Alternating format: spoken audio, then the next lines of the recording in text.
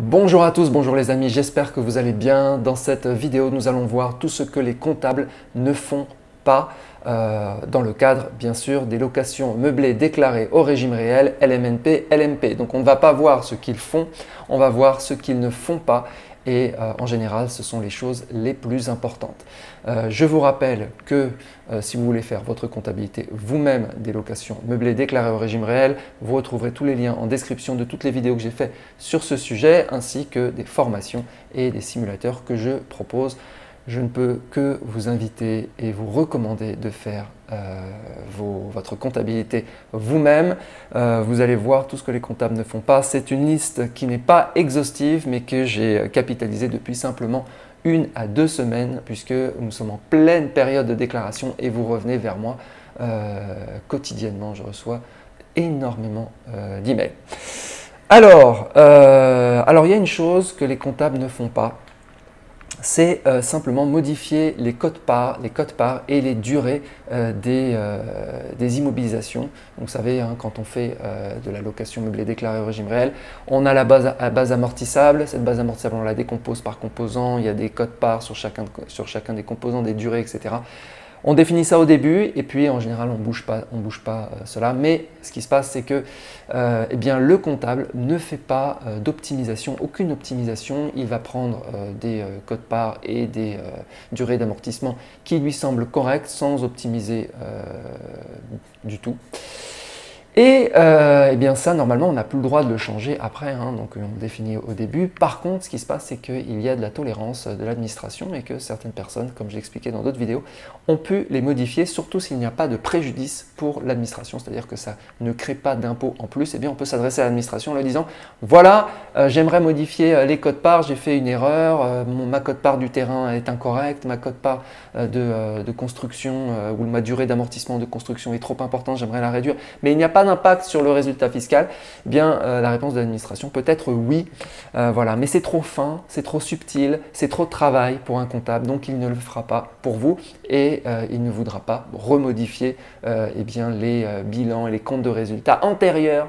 Donc voilà, encore un point important, un point qui apparaît très régulièrement, hein, puisque la plupart des gens en fait n'ont pas nécessairement fait d'optimisation sur les premières années, mais eh bien, ils se posent ces questions après la deuxième, troisième année, ils se demandent si c'est possible de revenir en arrière. Eh bien, parfois c'est possible, il faut demander à l'administration. Voilà. Donc ça c'est le premier point. Deuxième point, la cote-part du terrain, un point très important puisque le terrain n'est pas amortissable, donc ça fait d'énormes différences en ce qui concerne les amortissements.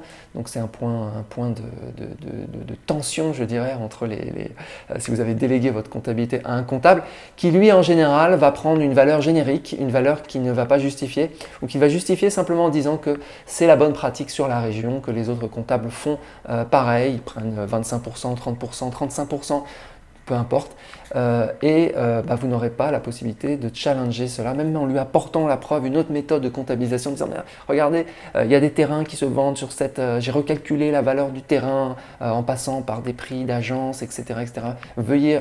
Non, c'est trop tard, le comptable ne veut pas, le comptable ne fait jamais d'erreur, donc donc c'est peine perdue. Encore une chose très grave, enfin très grave, très impactante, je dirais. Cette cote-part du terrain, en tout cas, le calcul, il n'y aura pas de calcul fin, de calcul détaillé pour pouvoir prendre la part du terrain la plus faible, tout en restant bien sûr dans la légalité et dans les valeurs autorisées. Voilà, alors on continue, tout ce qui est simulation. Le comptable ne le fera pas. Alors ça a un impact majeur par exemple sur le choix entre les frais de notaire. Les frais de notaire, vous savez, les frais d'acquisition, frais d'agence, frais de notaire, etc. Est-ce qu'on les passe en charge ou est-ce qu'on les immobilise? Est-ce qu'on les met dans la base amortissable? En général, ils vont faire ça au doigt mouillé et ils ne vont pas faire de simulation sur plusieurs années pour voir un petit peu si on les passe en charge, par exemple, est-ce qu'on va perdre les déficits au bout de 10 ans, etc. etc.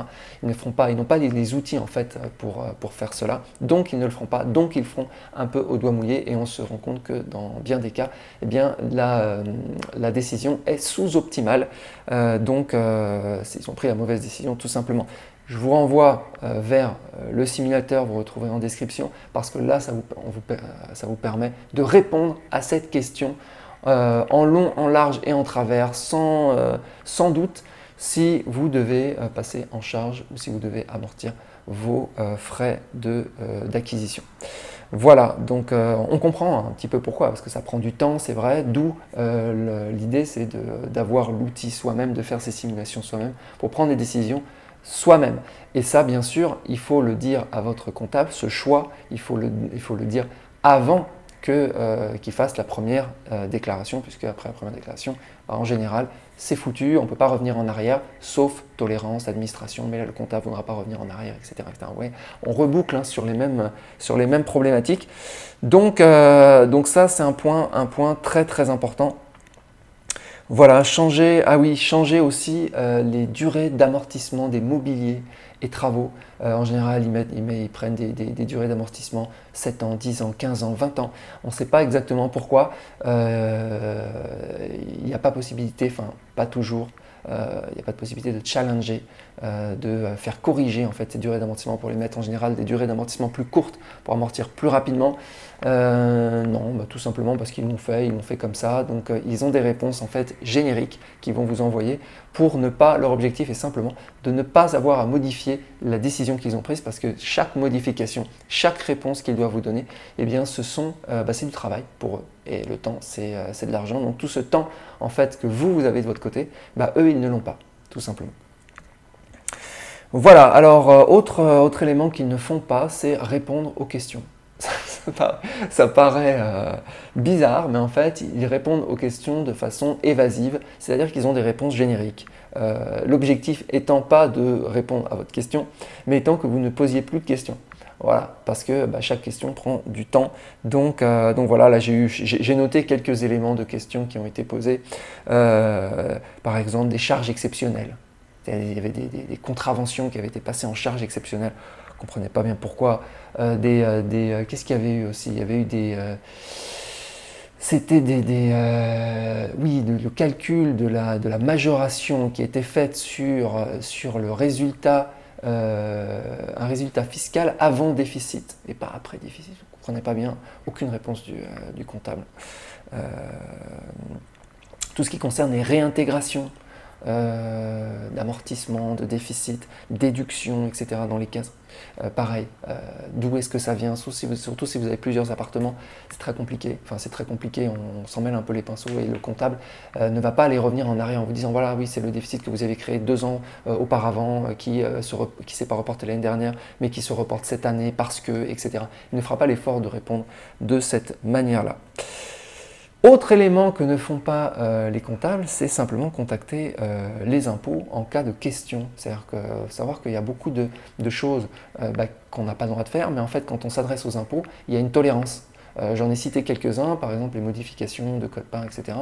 Il peut y avoir des tolérances. En fait, tout ce qui ne crée pas vraiment un préjudice pour l'administration peut être sujet simplement à tolérance, hein, droit à l'erreur.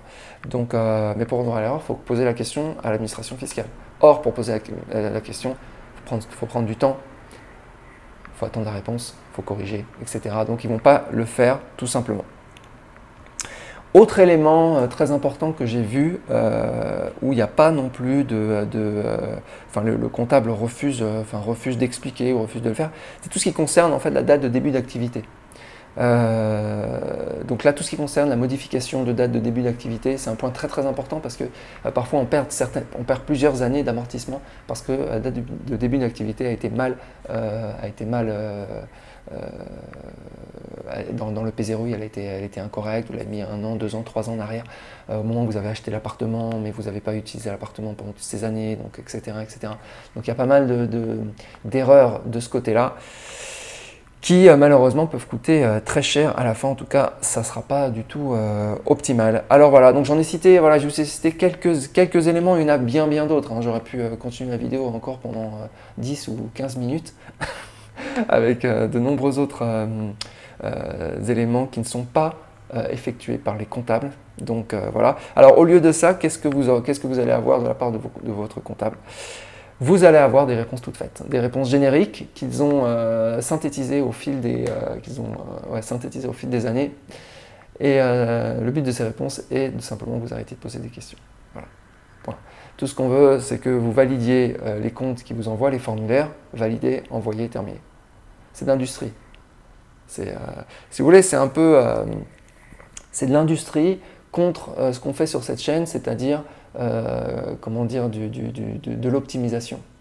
Vraiment, on fait de la frappe chirurgicale ici. Ici, on fait du sur-mesure, du cas par cas.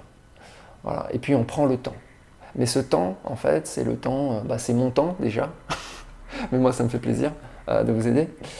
Et puis, c'est votre temps. Surtout et beaucoup et surtout, c'est votre temps puisque c'est vous qui allez passer en fait sur du temps, sur le simulateur, sur vos formulaires, etc. Et puis moi, je suis là en support, en vous donnant un coup de main, en ayant capitalisé toutes ces années et avec des centaines, bientôt, on atteint bientôt 1 millier de clients. Ça devient une université. Je pense que je vais ouvrir une université bientôt. Donc c'est ce temps, c'est le temps des autres aussi, c'est tout ce temps que les autres ont passé en se posant des questions et qui ont raffiné en fait cette formation qui est aujourd'hui, qui a maintenant 2018, 2019, 2020, qui rentre dans sa 4e année. Donc c'est ce temps en fait dont vous bénéficiez.